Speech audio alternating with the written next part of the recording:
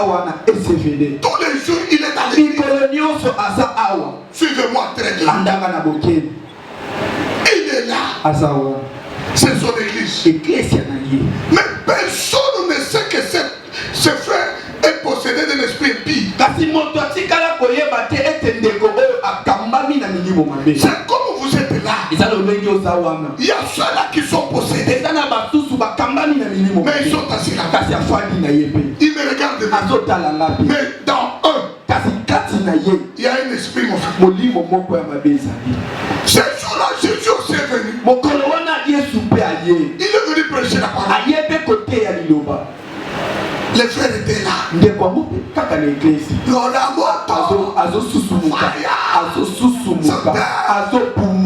il était pauvre. Il y avait de ces pasteurs. Avant que Jésus vienne à cette église, cet homme était là. Est-ce que ces sacrificateurs, ils n'ont pas vu l'esprit impie? Mais il est avec sa Bible. Frère Calvin, mets-toi devant ici. Comptez-vous Dieu. Il est là. Un beau gars. Alléluia.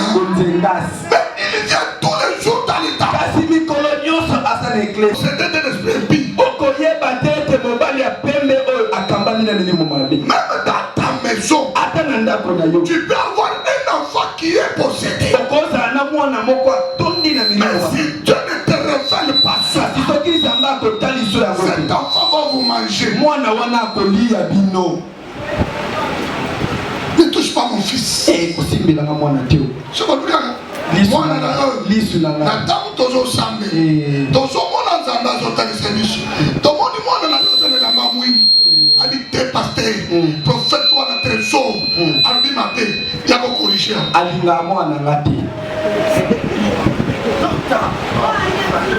kono pamula amen dans le combat spirituel na bitumba ya molimo une femme peut manger son mari moi c'est abolia pe mubali na ye est-ce que vous comprenez maman mais pour papa y est pas que moi c'est la grande chose ma paix il faut y être sur la ligne c'est ça basini ekoza bilembo ekotalisa mais comment la maman la tamba mon esprit tout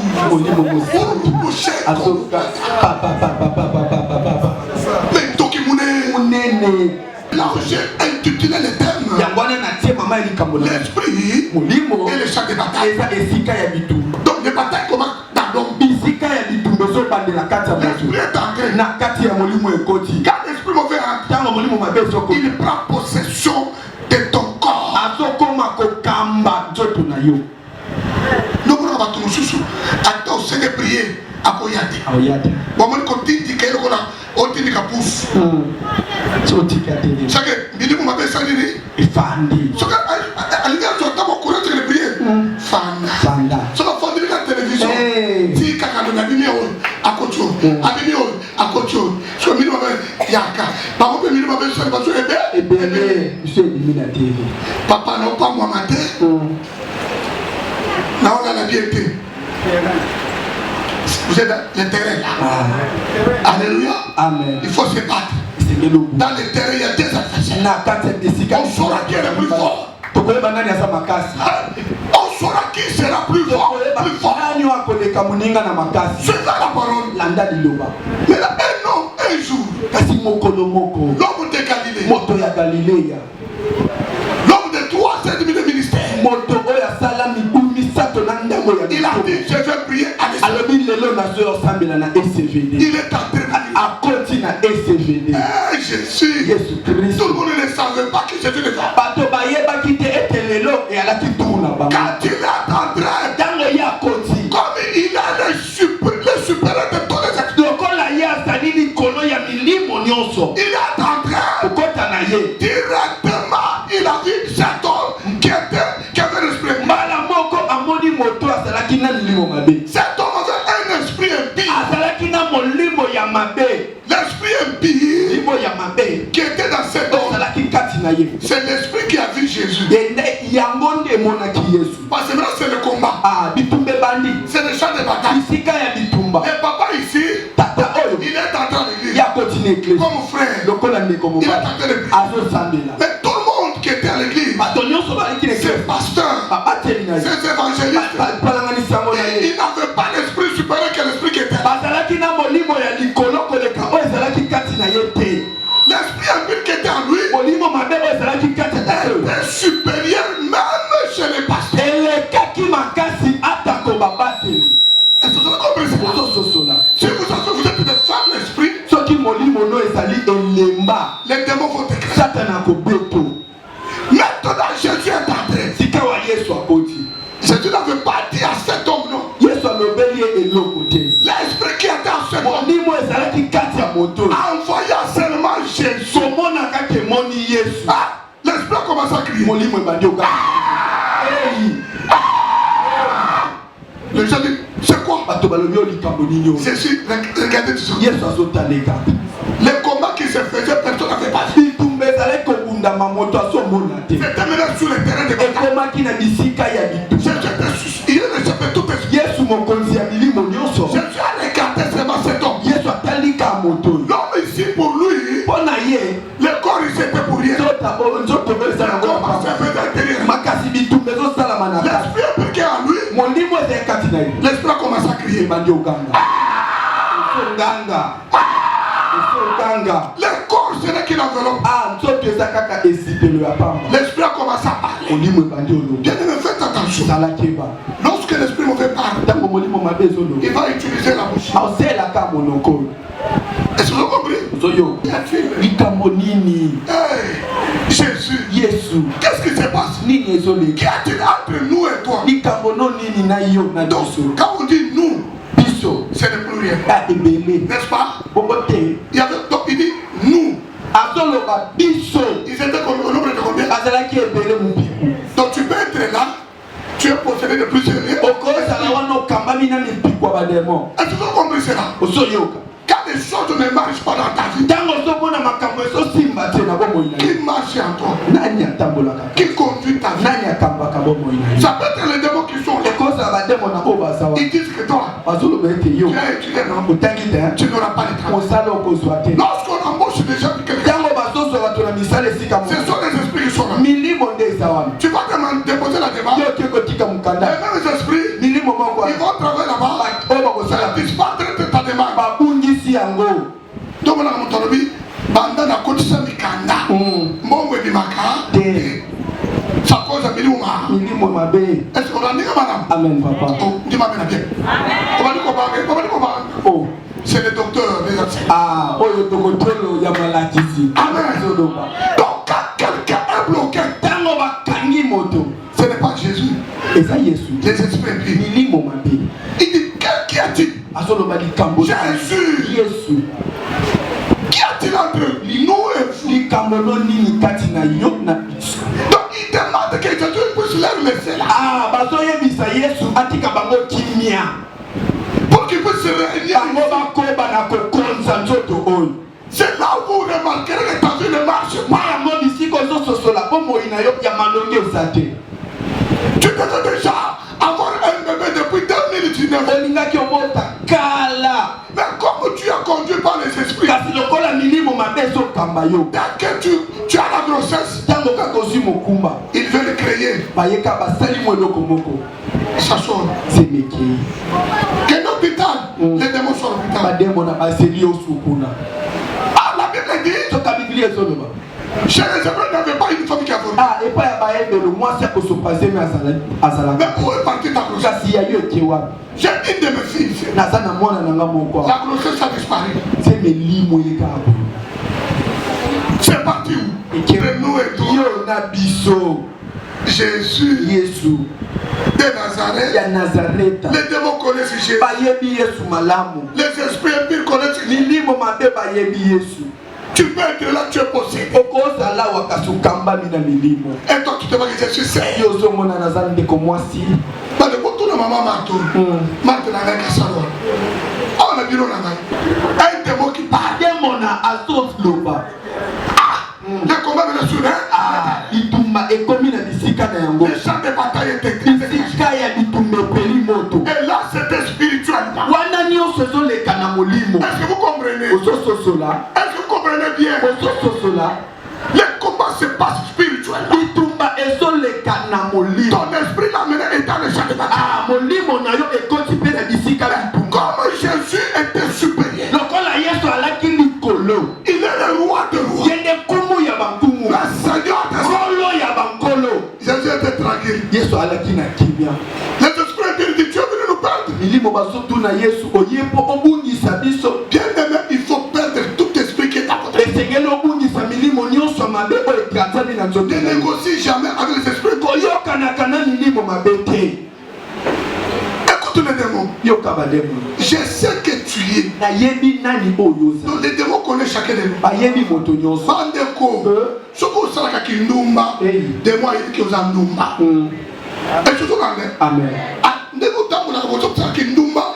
Déjà le bisambio c'est la bonté. Ah oui, quand on gâte. Yo on côté. Bah il va gâter.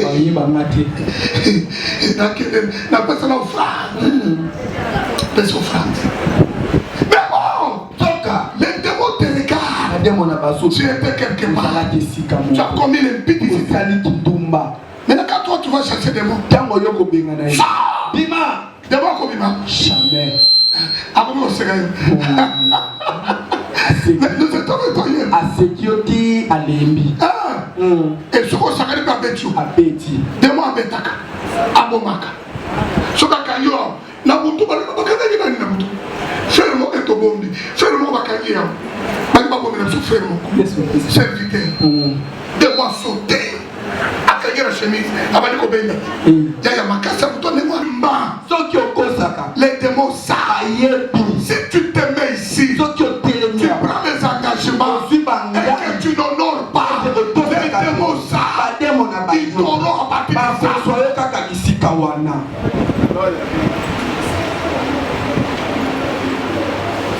L'esprit comme terrain de bataille. Et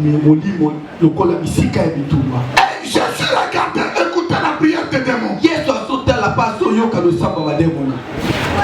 dit, je sais que tu es le saint de Dieu.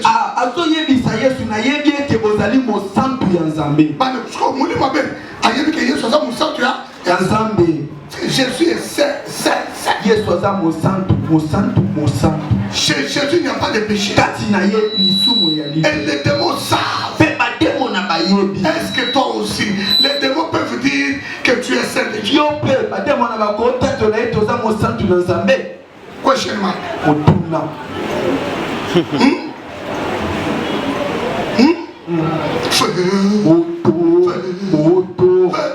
J'ai toujours donné les exemples de mon fils. Il est en formation. Et un jour, moi, je n'étais pas là. David qui m'appelle. Pasteur, s'il faut me suspendre. Suspendez-moi là. Moi, je vais tabasser. J'ai dit Dave. Le combat c'est spirituel. Ils prennent la pierre. Qui peut se taper cette femme.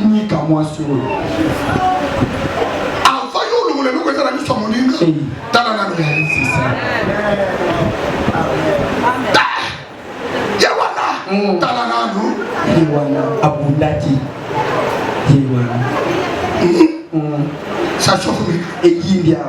Alléluia. Amen. Beaucoup de femmes ont perdu le mariage. C'est parce qu'ils n'ont pas Jésus.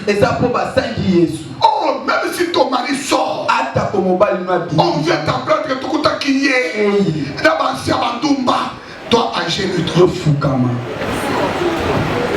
Un jour, ton mari va te demander. Alléluia. Amen.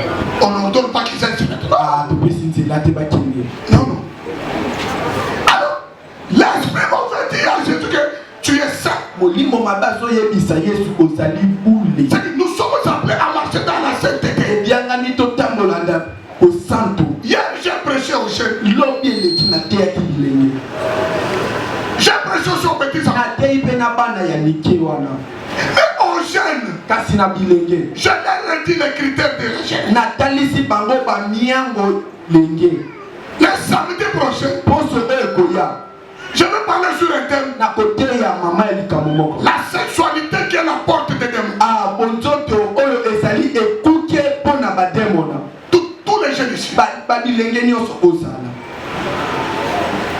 Si on ne vous prêche pas.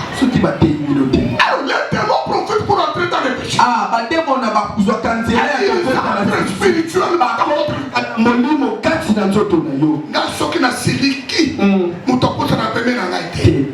Écoutez ce qu'on dit pour la colère. Et c'est ça le bateau va se faire Koka solitaire. Et ça le bateau va se faire et ça le bateau va se faire bon du matin, on peut s'en faire ça. Basadi, hein? Quand les péchés s'habitent. Ephésiens 4:26. Kana. Aujourd'hui, moi, Kana, moi, Tamuki. On est mis ça. C'est ça. Mais il y a yo. Ephésiens 4:26.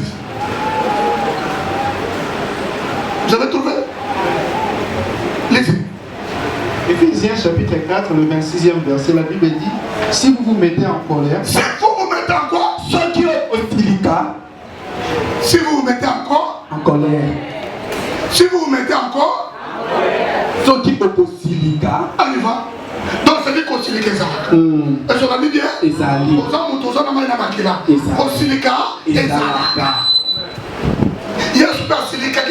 Amen. Amen, papa. Exact que parce que l'homme vous pas comme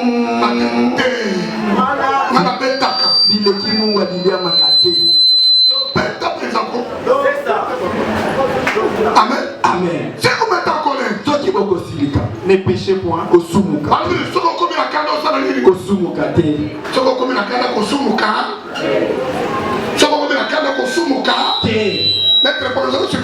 Même si vous mettez en colère, mais ne pêche pas. Ne pêche pas. Ne pêche pas, Yaya. Parce que notre esprit impie attaque que tu pêches.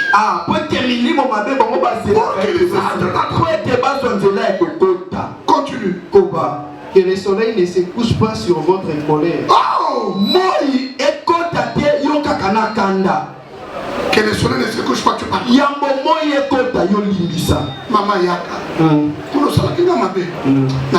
C'est ça.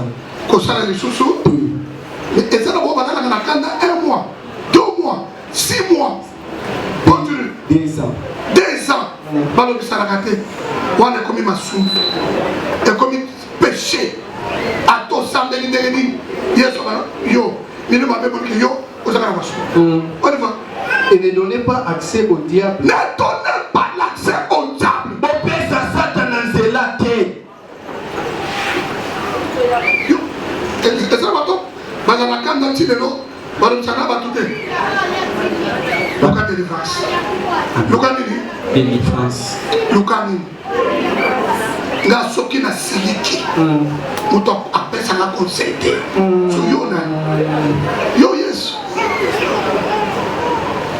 Kona pambola. Amen papa. Kona pambola. Amen papa. Est-ce que nous pouvons clamer le nom de Jésus? La compréhension. L'esprit impie sait que Jésus est saint. Et les mauvais esprits doivent aussi, ils savent comment tu marches. Même à l'église ici. Nous sentons. Mais dans les terrains de bataille, les démons viennent posséder ton esprit, ton âme.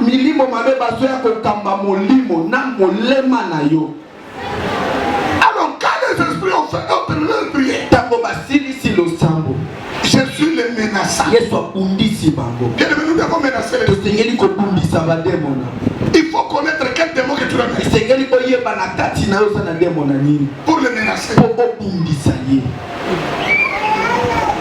Je suis menaçant en disant tais-toi. Il faut dire tais-toi.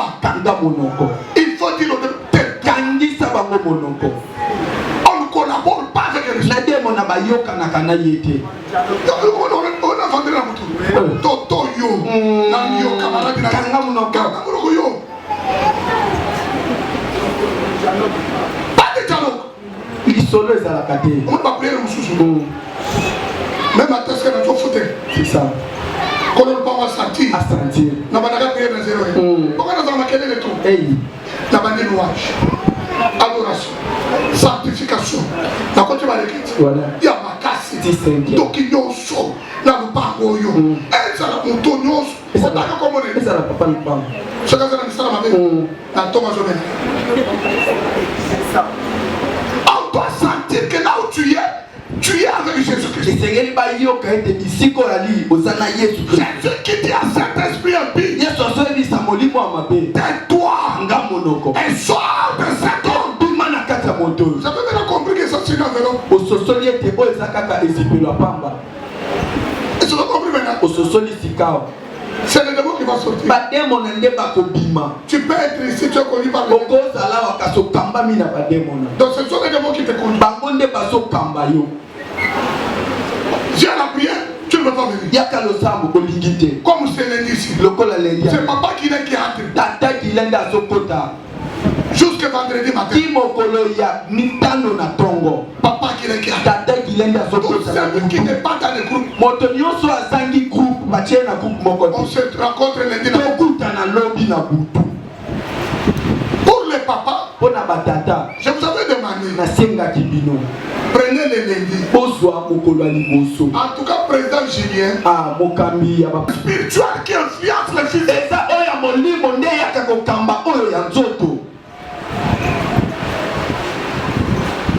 L'esprit impur sortant en agitant cet homme. Avec violence. Sur la bouton, nous sommes mon quoi a commis l'on libéré. A touché comme que il n'a bien d'avant pour le couteau. Et papa c'est que ça la matin avec son somme. Au somme de maman comme il libéré. Nano kanaï. Zamba pamula maman Jéline ya Kingasan. Zamba pamula grâce à mon anangal. Zamba pamula litsi. Vraiment toute l'équipe est là. Bakani maman. Baba mbali la se. Bingameze. Papa c'est le qui m'a délivré. C'est ça. Pendant 2 heures du temps, na boutou. Qu'on a pas moulé. Il m'a bien dit. Je compte aussi si nous sommes dans la tombe, tout en offrant 5 000. Parce que je transporte des gens. Il n'y a jamais autre chose à la maladie. Il y a qui a il faut aussi m'avoir. Mais il faut volonté dans nous ça. Yo beaucoup papa à sa mère. Maman papa. Maman a son contacté. Il y a qu'on a eu ma fou. Et ça veut dire capacité. Mais maman de ça la dit passi. Alors il faut entrer en prière, chercher Dieu dans la prière. Et Seigneur il kokota lo sambo, koluka nzambe na lo sambo. Il faut te faire gêner chaque semaine. Et Seigneur il poso nyonso okilaka. Nous étions en prière ici.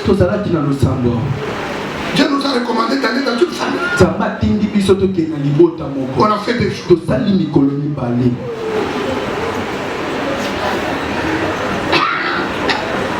Et Dieu s'est manifesté.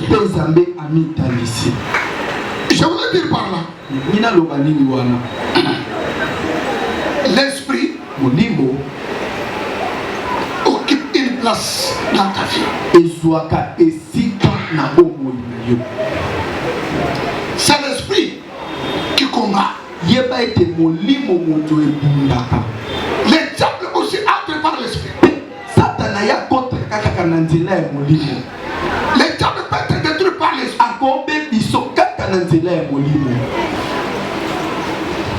Le diable peut t'amener la maladie par l'esprit.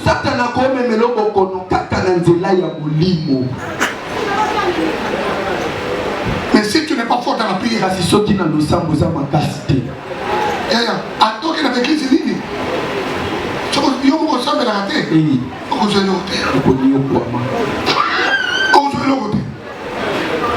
C'est pour ça que la Bible dit que nous devons être saints. Marcher dans la sanctification. Marcher dans la fidélité. Même dans votre maison. Ne trompez jamais la maman. Maman aussi ne trompe pas. Avec les enfants, nous sommes des enfants. Il ne faut pas hériter les enfants. Les démons peuvent entrer. Il y a des enfants qui haïssent leurs parents. Ah, ezali na bana oyo. Bazwa kaka baboti na bango. Ils ne veulent pas sentir les parents. Ye bango balingaka tate ayina baboti na. Le jour où j'ai réconcilié un enfant de son père. Mokolo na yo kanisisa mwana moko na tata na. Animé de là-bas. Tuna likolo. Papa, c'est tout ce que l'enfant me dit. Mwana zo ebisa ngai. Pasteur. Obate. Je ne veux plus voir mon papa. Tato na limko mone soudi. Il m'a fait du mal. Asalanga mabe koleka. Je dis mon. Na essayé bisanga mwana. A dit non papa. Le biteta. L'enfant commence à pleurer. Mwana bando lela. Elle m'a tenu. Akandi ngai. Elle a commencé à pleurer. Bando lela. Elle dit pas je vais faire le mal à mon père. Ali na posale na tato mabe. J'ai pris l'enfant, je l'ai mis. Nazwi mwana na tie na nulu. Je l'ai à papa. Na ebisi tata. Qu'est-ce qui s'est passé? Nini meka. Oui, je sais que j'ai mal agi. Nabi iyo na ebi ete na salaki mabe. Quand leur maman est partie, Tango mama bango akendaki. j'ai commencé à les faire souffrir. Nakandaki koniokola bano. J'avais une femme Nazalaki na mwasi. que j'aime dans la maison. Mpo namemaki na ndako. Comme ce n'était pas ses enfants, Lokola mwasi wana bano bazalaki ya ye te. tout ce que la femme me disait, Nyonso mwasi abandaki koyebisa ngai. moi j'acceptais. Nga nabandaki kaka kondima. Je les ai cherchés à Na venir, bengana bango na katikati ya butu. les parents. Baboti.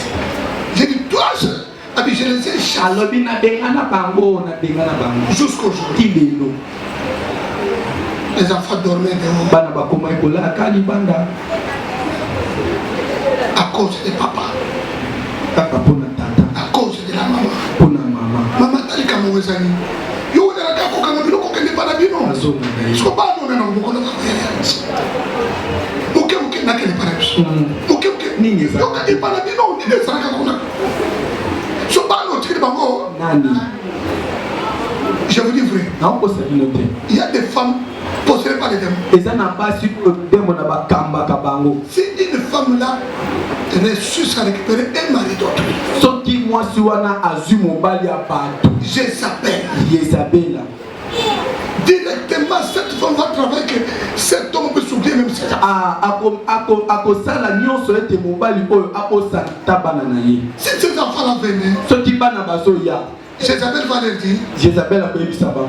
toi allez là-bas. Restez là-bas. On a dit pas là. Maman n'a pas encore ça. Tala makambo. Mon thème on a bien monné. Atie ezakala.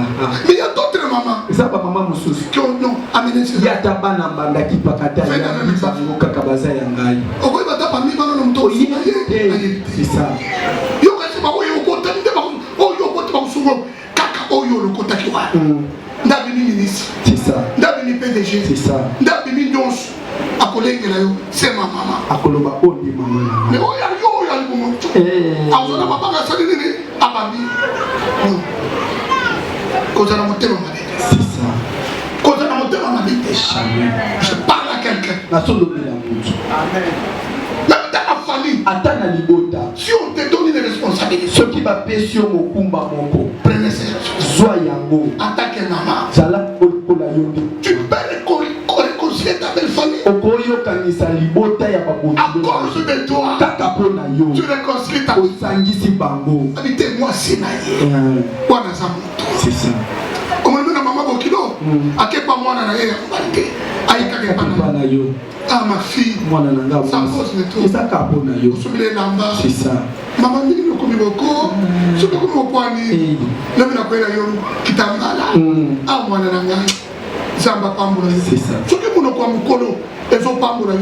Zamba Pazo Salé. Amen. Elles sont là, Naya. Eza bongo. Tika Bizalé, ma belle.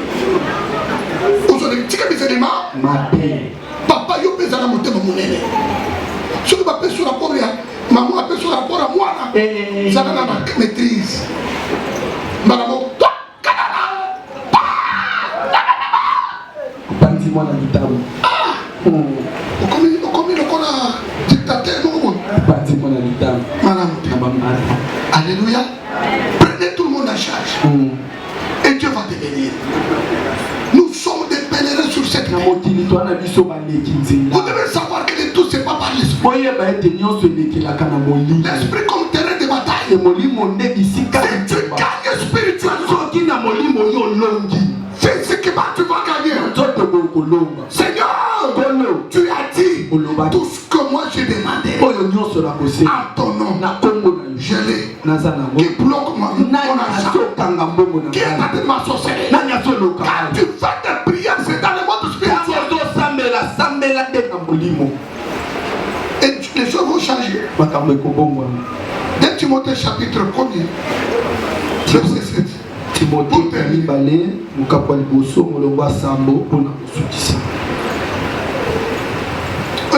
La Bible dit, car ce n'est pas un esprit de timidité. Ce n'est pas un esprit de timidité. C'est la parole. Et Dieu nous a donné, mais un esprit de force, d'amour et de sagesse. Est-ce que nous pouvons est-ce que tu peux encore l'apôtre Paul dit à Timothée, cet enfant chaque jour, on a ravé les cahiers. Chaque jour. Les 500 frères que tu le donnes. Mais s'il vient encore pour la première fois, il faut les tabasser. Tes mains, ces garçons-là, il faut se les taquer. On m'a dit tiens-moi 100 francs. Mais tu as fait ta gaille. Il y a autre gars dans le création. Quand on résistait, quand non, je ne donne pas. Je vais te taper. Moi aussi, je vais te taper. Moi, dans ça, la ligne. Est-ce que vous comprenez? Toi, tu veux dire, monsieur.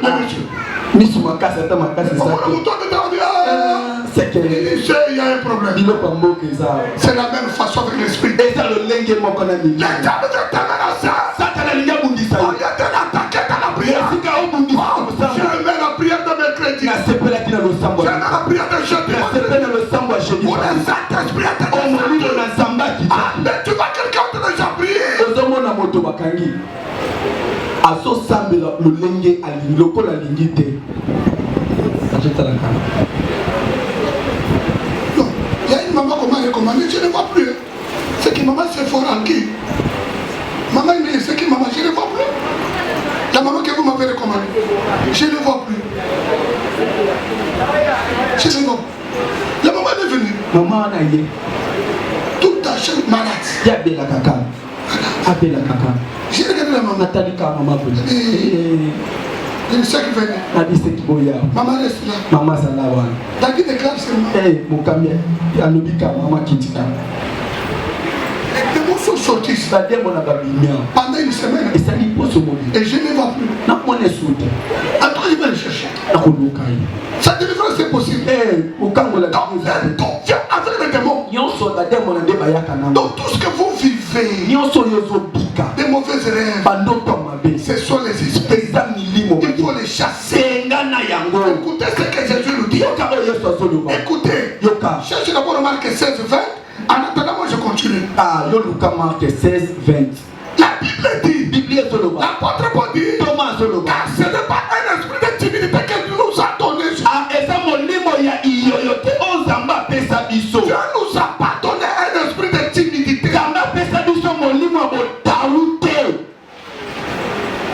Alléluia. Amen.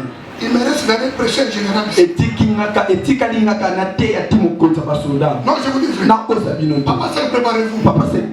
Nous sommes bien habillés. Je cherche le chef d'état-major. Toi, c'est qui? Je suis l'envoyé. J'ai un message pour toi. Terminé. Mon général, Dieu m'envoie. Il t'aime beaucoup. Il n'est pas toi. Crois au Seigneur Jésus. Tu seras avec moi. Seigneur Jésus. Et j'ai terminé. Il veut sur son train. Non. Garde ton affaire. Nous rentrons. C'est ça l'évangile. Est-ce que vous comprenez? Amen. Un jour, les démons vont l'attaquer. Il va dire cherchez-moi ce pasteur. Est-ce que vous comprenez? Nous devons apporter l'évangile partout. Nous devons prêcher Jésus partout. Dieu nous a donné un bon esprit. Pas un esprit de timidité. molimo ya botaute. Dans tous les départements, tu veux que ça brouillonne. Et pour le samedi, j'ai demandé à tous les comités de jeunesse. Et tous les jeunes. Je suis avec vous d'abord. Après la prière, président de la jeunesse, avec votre comité, dans les bureaux du pasteur. Le département doit brouillonner. Nous devons aller prêcher l'évangile. Pas l'évangile des synagogues. C'est ça que Jésus dit dans Marc 5. La Bible dit, et ils s'en allèrent prêcher partout.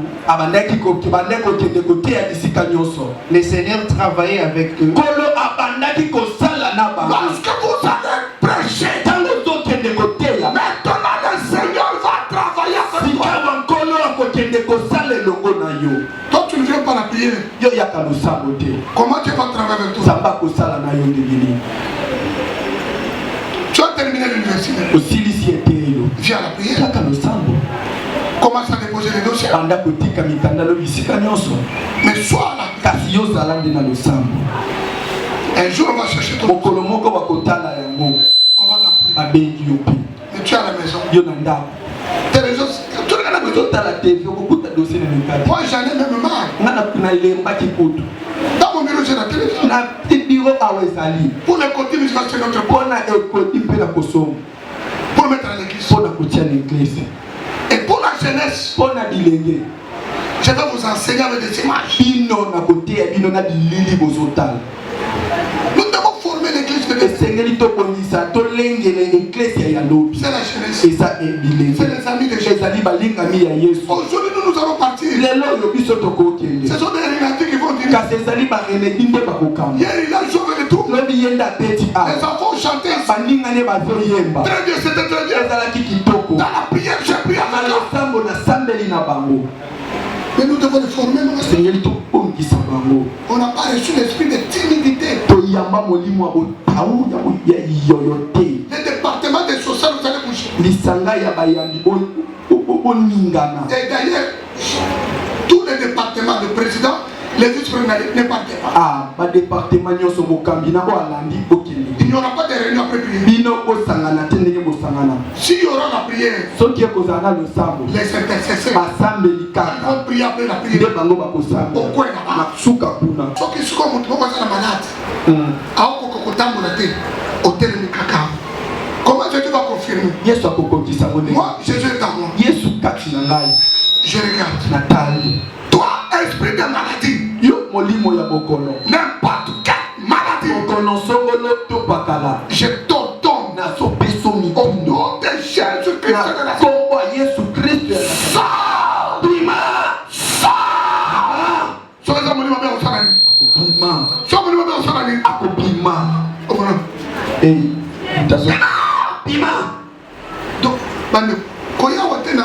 évangile ya ma synagogue. Jésus confirme sa parole avec des miracles. Amen. Moussa les athées ont témoigné que Jésus Moussa. Les pommes sont comme les coloniaux, les pommes sont les on a la capongi tel. Ah, il faut la vie. Pongi. Molimo lokola bisika et obitumisa. Vous devez marcher dans la sainteté. Tambola katina na okobudi. Tout votre être. L'esprit, l'âme et le corps. Marcher dans la sanctification. Et quand tu vas marcher dans la sanctification, tu vas opérer dans les choses. Tu seras supérieur. Il y a un papa qui m'a écrit sur les réseaux sociaux, sur les loges. Il dit pasteur, je suis fatigué. Je l'ai invité aujourd'hui. S'il est là après la prière, j'ai dit il ne faut pas dire ça. Dieu va opérer les âmes. Et Dieu nous a donné un esprit de force. Mais un esprit de force. Et non un esprit de timidité. molimo lilemba ya botaute d'amour ya bolingo et de sagesse. pe ya boamia. Quelqu'un qui aime ne peut pas parler de mal des gens. Moto alingaka batu aloba mabe ya batu te. Il ne faut pas critiquer les gens. Otongaka batu te. Un enfant de Dieu ne peut pas parler de mal des gens. Mwana na nzamba ko otongaka batu te. C'est-à-dire que tu n'as pas l'esprit de faute. Ozana molimo ya bokasi te. Est-ce que vous avez compris? Amen. Que mon Dieu vous bénisse. Sabena apambe. Telema likolo.